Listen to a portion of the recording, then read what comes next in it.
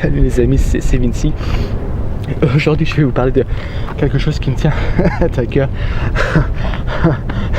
C'est pas le footing, c'est le vocabulaire YouTube.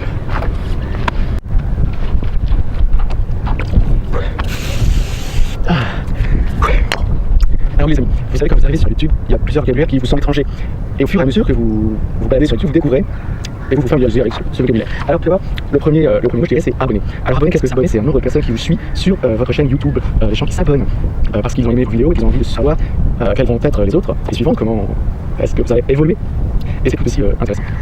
Le mot suivant à retenir aussi, c'est le mot audience. Alors vous allez entendre beaucoup parler d'audience. L'audience, c'est justement les personnes aussi qui vont être derrière vous, les personnes que vous allez pouvoir toucher, les personnes que vous allez pouvoir contacter et ramener à votre sauce. Les personnes que vous allez pouvoir intéresser, les personnes qui vont vous suivre, sans que ce soit forcément vos abonnés, ça peut être des personnes qui aiment vous suivre mais qui ne sont pas forcément abonnés. Et c'est toutes ces personnes-là qui vont être à votre écoute et qui vont former votre audience. Ensuite, un mot pas très comment dire, bref, putaclic. Alors putaclic, qu'est-ce que c'est? Putaclic, c'est quelque chose quand par exemple on fait une vidéo. Et à chaque vidéo, on va faire ce qu'on appelle une miniature, c'est-à-dire une photo, une image, afin d'attirer l'attention vers la vidéo. Ce qui est peut-être putaclic, c'est-à-dire c'est quand tu fais une image accrocheuse, un petit accrocheur, mais qui n'a rien à voir avec le contenu de ta vidéo. C'est-à-dire par exemple, j'ai couché avec ma grand-mère et dans le contenu de la vidéo, tu dis juste une phrase sur le fait que tu as partagé l'idée avec ta grand-mère parce que tu as été dans chez elle et qu'il y avait public. Bref, c'est en gros dans ce style-là, si tu mets une photo d'une femme en sous-vêtements, c'est quelque chose alors que tu parles pas du tout de ça et que tu parles des Pokémon. Bon, c'est un exemple parmi d'autres. Ça, c'est putaclic. Contenu. Alors le contenu, c'est justement les vidéos que les youtubeurs, ceux qui font des vidéos justement pour leur chaîne YouTube, vont faire pour alimenter leur chaîne YouTube.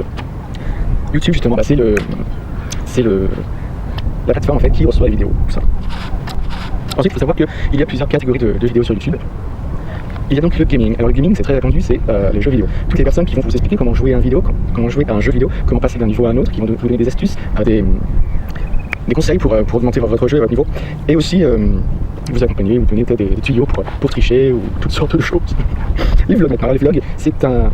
Alors comme voilà, vlog c'est très proche de blog, pour la simple bonne raison que c'est un journal vidéo. En effet, les anciens blogs ont noté par écrit ce qu'on disait. Maintenant les vlogs c'est en image. C'est par exemple quand on prend notre caméra et qu'on se filme en train de par exemple visiter un musée ou comme moi je l'ai fait, je me suis testé au vlog à Bobby's Park, donc un tout nouveau parc aquatique. Je vous conseille d'ailleurs d'aller voir cette vidéo, elle est plutôt pareille. Mais et où voilà, on va en fait, on vous accompagne, vous nous accompagnez en fait dans la découverte d'un lieu, d'un pays parfois. Et c'est ça ce qu'on appelle des vlogs.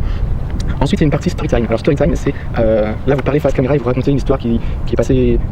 Et vous racontez une histoire qui s'est passée dans votre vie, dramatique, heureuse, malheureuse, voilà, toutes ces histoires-là qui vous ont touché, que vous avez envie de partager avec votre audience, avec vos abonnés.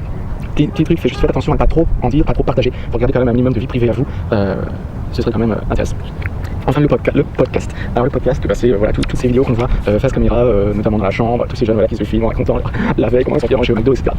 Voilà, tout ça c'est des podcasts, c'est-à-dire toutes ces vidéos que les youtubeurs font face caméra. Alors moi voilà, je ne suis pas très familiarisé avec ce type-là. Est-ce que là je suis en train de faire un podcast parce que je suis face caméra et que je vous parle?